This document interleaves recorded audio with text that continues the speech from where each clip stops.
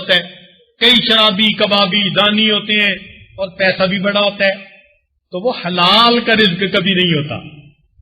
یہ یقین کر لینا. ایسے لوگوں کو پاس اگر پیسہ بڑا ہوتا ہے تو وہ سارا کا سارا حرام کا پیسہ ہوتا ہے، مشتبہ پیسہ ہوتا ہے. حلال کا رزق کبھی ایسا نہیں ہوتا کہ بندہ معصیت کر رہا ہو اور اس کو کھلا حلال رزق مل جائے. نہیں، اس کی غفلت بتا رہی ہے. امام مالک رحمۃ اللہ علیہ فرماتے تھے کہ ہم لوگوں کے مال کے مصرف سے ان کے مال کی آمد کا اندازہ لگا لیتے ہیں.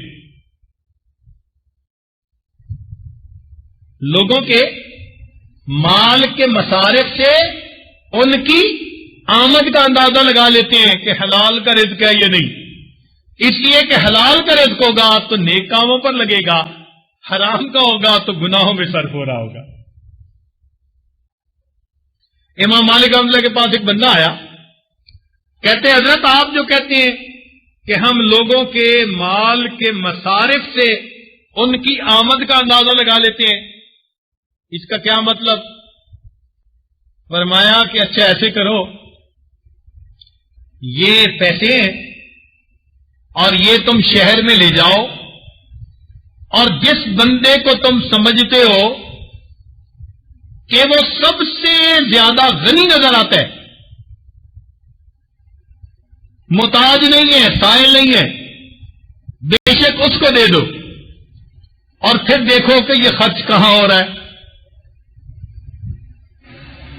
چنانچہ وہ گیا، اس نے جا کے شہر میں دیکھا ایک بندہ، بڑے اچھا اس کا لباس، بڑا اس کا جو ہے وہ چہرہ ایسا کہ جیسے بڑے شرفاء کا ہوتا ہے، اور وہ ہاتھ میں تھیلا لے کے جا رہا تھا.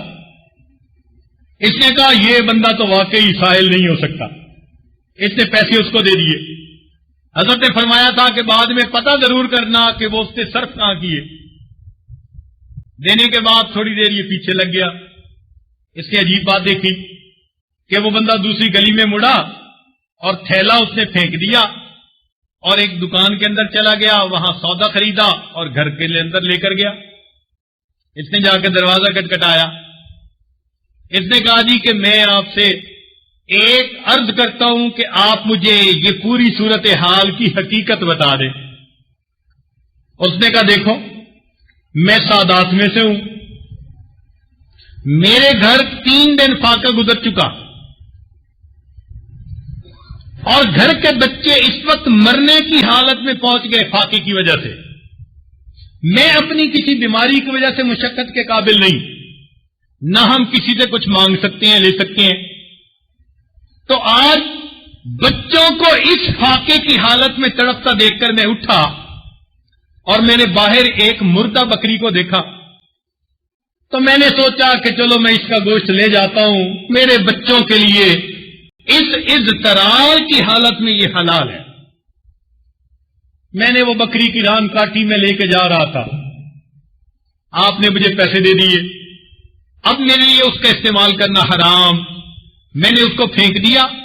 دکان سے جا کے میں نے چیزیں خریدی اور جا کے گھر والوں کو دی کہ ایک صاحب نے مجھے ہدیہ دیا ہے، اللہ تعالیٰ نے آسانیاں کر دی. چنانچہ وہ جو پیسہ آپ نے دیا وہ سید گھرانے کے بچوں نے اضطرار کی حالت میں استعمال کیا. حیران ہو گیا. حضرت کو آ کے بتایا. حضرت نے فرمایا اب اپنا پیسہ بھی نکال اور جس کو سب سے زیادہ محتاج سمجھتے ہیں نا اس کو جا کے دے اور پھر دیکھنا کہ وہ کیا کرتا ہے. چنانچہ وہ پیسے لے کے نکلا. اس نے بازار میں ایک بندے کو دیکھا جو ذرا لنگڑا بھی تھا اور فقیر بنا ہوا تھا. چنانچہ اس نے سمجھا کہ یہ معذور بھی ہے فقیر بھی ہے، اس کو پیسے دیتا ہوں. پیسے اس کو دے دیے. اس کے بعد اس کے پیچھے چلا، دیکھا کہ وہ سیدھا ایک ایسی دکان پر گیا جہاں چرس بکا کرتی تھی. اس لنگڑے نے وہاں ان پیسوں کی کچھ چرس خریدی. پھر اس کے بعد وہ لنگڑا نوجوان ایک طوائف کے گھر گیا اور جو پیسے اس نے دیے تھے اس سے زنا کا مرتکب ہوا. اس نے اس سے پوچھا، اس نے اس کو کھلا کھلا بتا دیا. تو اس نے آ کے کہا کہ حضرت آپ نے سچ کہا، میرا پیسہ مشتبہ تھا، میں نے اپنی طرف سے صحیح بندے کو دیا، لیکن اس نے بھی اس کو گناہوں کے کاموں میں استعمال کیا. آپ کا پیسہ حلال کا تھا، میں نے ظاہر میں ایک ایسے بندے کو دیکھا جو غیر مستحق تھا، مگر اللہ نے آپ کے پیسے کو مستحق جگہوں پر جا کر لگوا دیا. تو وہ فرماتے تھے ہم مال کے مصارف سے مال کی آمد کا اندازہ لگا لیتے ہیں. یہ آ کدھر سے رہا ہے؟ حلال آ رہا ہے یا حرام آ رہا ہے؟ تو اگر آپ دیکھیں نا کہ کوئی بندہ فاسق و فاجر ہے اور خوب مال پیسے کی بہتات ہے، تو آپ اتنا یقین کر لیں کہ حلال کا پیسہ اتنا کھلا کسی کو نہیں مل سکتا. کوئی نہ کوئی اس کے اندر مسئلہ ہوگا.